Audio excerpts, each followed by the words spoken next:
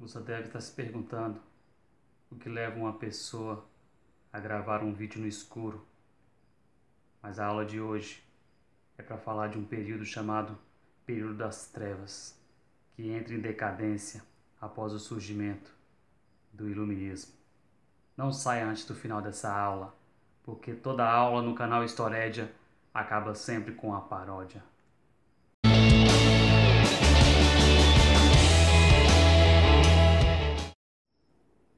Olá galerinha que assiste o canal Storédia. Estamos aqui para tratarmos de mais um assunto e dessa vez o assunto é Iluminismo.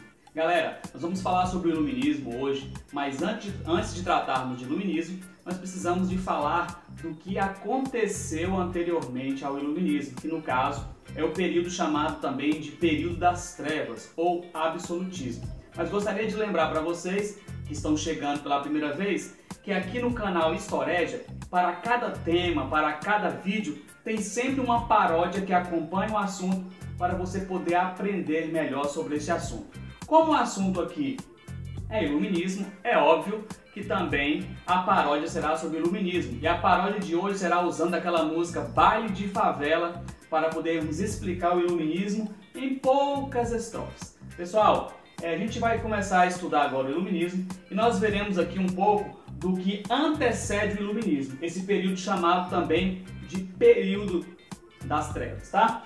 Absolutismo era a base do sistema de governo que antecede o Iluminismo. O absolutismo tem como característica principal a centralização política, ou seja, todo o poder está nas mãos do rei. O rei é absoluto. É lógico que para o rei conseguir manter um sistema dessa forma, ele precisa de toda uma engrenagem, todo um sistema que coopere para que isso dê certo. Por isso, nessa época, inclusive os filósofos dessa época eram chamados de filósofos absolutistas, porque eles defendiam ideias filosóficas para justificar o porquê esse rei deveria estar no trono da maneira como ele governava. Uma das formas marcantes do absolutismo é o mercantilismo. Mercantilismo é uma forma de administração do mercado, onde a base é o monopólio, ou seja, uma só empresa ou um só lado controla todo um setor. Temos também, a balança comercial favorável, pois os reis se preocupavam em evitar que saíssem muitas moedas do seu país, porque nessa época a circulação era em moedas de ouro ou prata. E a riqueza de um país era medida pela quantidade, pela reserva de ouro ou de pratas que ele tivesse. Então, surgiu junto com o mercantilismo uma prática também chamada de bulionismo ou metalismo, que era o acúmulo de metais. E isso coincide justamente com o período em que os países vão expandir para novas colônias, principalmente na América, na procura desses metais preciosos, principalmente do ouro, tá? Outra característica do absolutismo, lembrando que isso aqui é a introdução para entrarmos no Iluminismo, é a sociedade estamental, ou seja, sociedade dividida em estamentos. O que são estamentos? Estamentos são classes, mais ou menos o que a Índia faz até nos dias atuais, que divide as pessoas em castas. Então os estamentos eram da seguinte forma: em cima, no primeiro estamento, estava lá o clero, a Igreja Católica Imaculada e Intocada. Abaixo vinha a nobreza e mais abaixo vinham os servos e a burguesia. Lembrando que a burguesia, por mais que eram envolvidos no comércio, por mais que eles até tinham atividades bastante lucrativas, eles não tinham título de nobreza. Então, por mais rico que um burguês se tornasse, jamais seria visto como um nobre, tá? A sociedade estamental garantia que você permanecesse na nobreza mesmo que você fosse um quebrado, porque afinal você tinha um título. Outra coisa era a Igreja Católica, que fazia o controle intelectual. As pessoas tinham a igreja como o ser maior, o ser que poderia identificar e explicar os fenômenos da natureza, da política, tudo estava nas mãos da igreja. Então qualquer dúvida era levado à igreja. E aquilo que a igreja falava era incontestável. Até mesmo porque no absolutismo não havia liberdade de expressão. As pessoas estavam vinculadas a um sistema pré-determinado e a igreja fazia questão, tá? Assim como no feudalismo, de explicar e fazer com que as pessoas aceitassem o seu lugar na sociedade. Então aqui nós estamos encerrando aquilo que falamos sobre o absolutismo. Mas vamos entender agora como que o absolutismo era justificado, como que os filósofos absolutistas justificavam esse sistema. Algum dos mais famosos é Nicolau Maquiavel. Todo mundo conhece Maquiavel, principalmente por aquela frase que atribuem a ele: os fins justificam os meios. Mas na verdade, nem se sabe ao certo se Nicolau Maquiavel disse essa frase. O que nós sabemos sobre Maquiavel é que Maquiavel defendia um governo centralizado, um governo absolutista. Inclusive ele fez uma obra para o seu amigo de Florença, Lorenzo de Médici, dizendo que a obra chamada O Príncipe, onde se dizia que as diversas formas que um príncipe deveria agir, um rei deveria agir para se manter no governo. Então Nicolau Maquiavel defendia que não importava os meios que um príncipe usava, desde que ele chegasse no seu objetivo. Por isso a ele foi atribuída a frase: os fins justificam os meios, né? Seguido de Maquiavel nós temos Jacques Bossuet. Bossuet era um cara que defendia a parte mais cristã do absolutismo. Ele defendia o direito divino dos reis. O que é isso, direito divino dos reis? Segundo Jacques Bossuet, um rei, ele era alguém escolhido por Deus para estar onde está. Então, segundo ele, funcionava mais ou menos assim: Deus pairava sobre o rei, trazendo a ele a iluminação das decisões a serem tomadas, e o rei pairava sobre o povo. Então, dessa forma, ir contra a vontade do rei era ir contra a vontade de Deus. Dessa forma, eles justificavam de uma forma religiosa o fato de um rei estar aonde está. Desta maneira, as pessoas jamais criticariam uma decisão errada tomada por um rei. Porque se caso um rei mobilizasse as pessoas a irem para uma guerra e eles se dessem mal nessa guerra, logicamente a culpa seria atribuída ao povo. Certamente nós perdemos a guerra porque vocês estão rezando pouco. Então vai, se punam, façam alguma coisa para que vocês paguem pelos seus pecados, façam jejum, façam novenas, porque a culpa é sua. Porque se o rei é um escolhido de Deus e Deus não erra, o rei também não erra. Seguindo essa trajetória, nós temos outro filósofo famoso que é Hugo Grotius.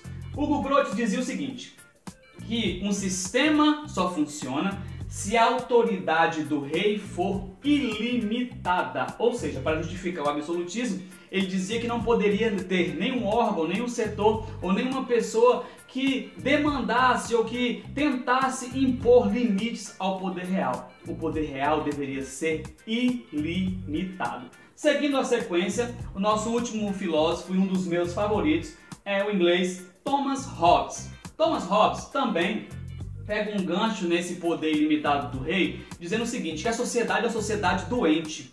E essa sociedade, se não tiver alguém sobre ele que seja capaz de manter a ordem, essa sociedade se destrói. Por isso ele criou, inclusive, uma frase na sua obra Leviatã, né? Algo que dizia que o homem é o lobo do próprio homem. O que queremos dizer com isso? O homem é o lobo do próprio homem. Nas sociedades antigas, o lobo era um animal muito temido, principalmente porque ele vivia em grupo, tá? Então você encontrar com o lobo sozinho é coisa rara. Então entenda agora você, no meio de uma floresta, caçando ou passeando ou indo para casa, e encontra normalmente um grupo de lobos. Seria muito difícil você sobreviver, os lobos eram extremamente cruéis. Então Hobbes dizia que o perigo do homem não era o lobo, porque o homem era o lobo do próprio homem. Ou seja, o maior inimigo de um homem não era um lobo, não era um outro animal, era si mesmo. Então a única forma de fazer com que os homens não se destruam, mantenham a ordem, é tendo sobre eles um rei forte, alguém poderoso para que proteja o homem de si mesmo. Seguindo a sequência, nós agora aprendemos sobre os filósofos absolutistas e vamos aprender agora uma coisa que se contrapõe a isso, que vai contrariamente a isso, é um movimento que surge depois, que é o iluminismo. Pessoal, nós falamos que estávamos falando de período das trevas, tá? Então a única forma de se sair das trevas é através da luz. Então esse período que vem depois do período das trevas é chamado de século das luzes, mais conhecido como iluminismo, tá? Não sei se você já reparou, quando você assiste lá um desenho animado e de repente algum ser daquele desenho tem uma ideia, a primeira coisa que aparece é uma lâmpada acesa na sua cabeça, ou seja, aquilo significa que ele teve uma ideia. Então, uma ideia, a razão, a ideia, a verdade, tira o homem das trevas e coloca o homem na luz. A própria Bíblia diz: conhecereis a verdade e a verdade vos libertará. Então, como a Bíblia diz, conhecereis a verdade e a verdade vos libertará, da mesma forma a filosofia interpretou a luz que traz a verdade, a luz que tira o homem da enganação. Então, segundo eles, o iluminismo nada mais era do que a luz chegando aos homens, tá? O iluminismo, contrário ao absolutismo, ele defendia um governo representativo. O que era isso? Então não poderíamos mais ter um rei? Sim, poderíamos até optar pela monarquia. Só que se o governo é representativo, ou ele se coloca de acordo com as necessidades do povo, ou ele poderia ser retirado. Essa era a proposta dos iluministas. Outra coisa que eles defendem, que fica contrário ao mercantilismo, que era o controle do mercado, é o liberalismo econômico. O que é liberalismo econômico? É o Estado não intervir ou intervir o mínimo possível na economia. É a proposta que defende até hoje os Estados Unidos, é um grande defensor dessa proposta, hoje chamada de neoliberalismo, né? Defende a pouca ou a nenhuma intervenção do Estado na economia, contrariando o mercantilismo que defendia o total controle do Estado, porque eles defendiam sempre uma balança comercial favorável, que era vender mais do que comprar.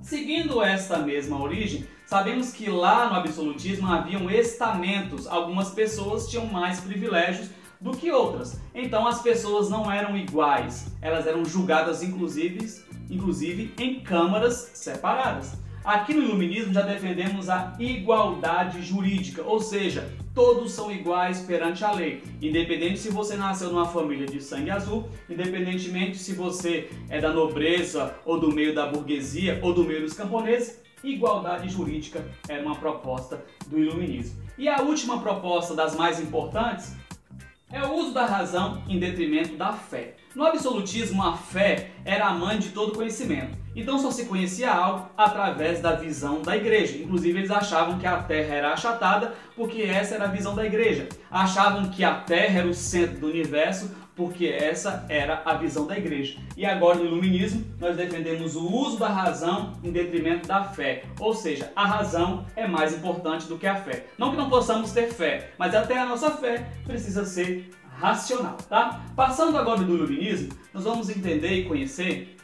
os principais filósofos iluministas. Porque assim como haviam filósofos que defendiam o absolutismo e procuravam justificar através da filosofia, do conhecimento, as suas práticas, nós temos aqueles que defendem que o iluminismo era a ideia mais correta a ser lançada. Temos em primeira mão John Locke, que é chamado de o pai do iluminismo, e John Locke defendia a liberdade individual. Ao contrário do absolutismo, que defendia o coletivismo, ele defendia o individualismo. O que é isso? O homem é responsável pelo seu destino. Não é Deus, não é estamento, não é nobreza, não é rei. O homem, ele que vai produzir o seu futuro de acordo com aquilo que ele faz, tá? Seguindo John Locke, nós temos Jean-Jacques Rousseau.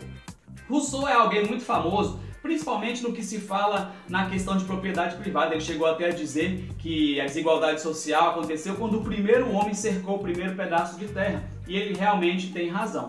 Mas quando nós estamos falando de absolutismo e também de iluminismo, o que nós vamos falar sobre Rousseau é que Rousseau defendia a soberania popular, ou seja, o povo é soberano. O que conta, o que tange, o que rege ao povo, isso é o mais importante, ou seja, soberania popular, o povo em primeiro lugar e não os governantes ou alguma classe, visto que nós somos maioria.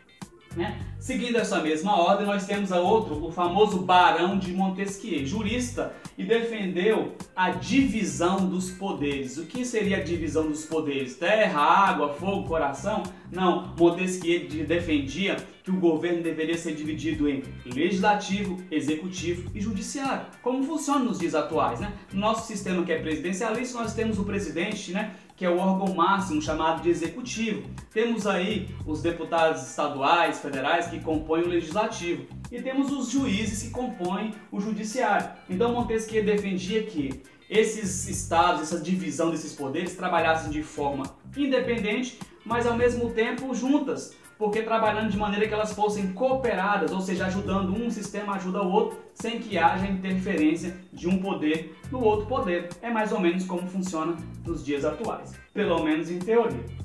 E para finalizar os filósofos iluministas, nós temos o famoso Voltaire.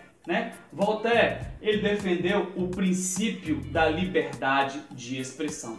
Pessoal, nós vivíamos aqui num período em que havia um domínio da igreja, da religião, e não ser católico significa ser um herege e significaria estar condenado ao inferno. Então você jamais poderia dizer o que você pensa. Então, caso você era contrário às práticas católicas, às práticas absolutistas, você deveria guardar isso para si mesmo. Então vem Voltaire, num momento como esse, defender a liberdade de expressão. Ou seja, eu preciso expor aquilo que eu penso. Eu posso até não concordar com nenhuma palavra que você diz, mas você tem todo o direito de dizê-la. Ou seja, eu tenho que concordar que você tem direito a dizer o que você pensa. Isso é liberdade de expressão. Eu espero que vocês tenham gostado da aula. Não se esqueça, ao final de cada aula nós temos sempre uma paródia e segue aí falando do absolutismo, do iluminismo, do período das trevas, A nossa paródia da música Baile de Favela. Não esqueça de, antes de sair, dar o seu like, escrever nos comentários, marcar o seu amigo e fique aí, acione o sininho aqui do seu lado direito do vídeo, porque toda semana nós temos vídeos novos com paródias novas para que você não perca e não fique para trás. Historédia, o seu canal de história na internet.